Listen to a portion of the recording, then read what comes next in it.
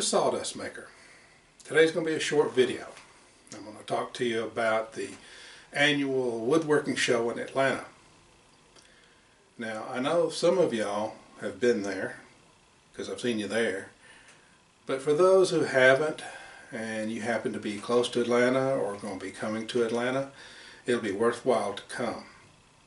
There's going to be all kinds of woodworking manufacturers there, so showing out their tools and doing demos. There's going to be other class type demos from different people. Also, there is going to be a booth for a group that I belong to called the Southern Woodworkers.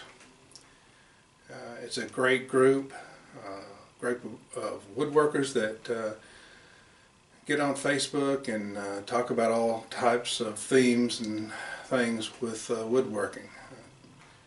Helping other woodworkers that are fairly new, or somebody just wanting to learn something they've never done before. Usually they can start a topic in the Facebook group and get some great answers.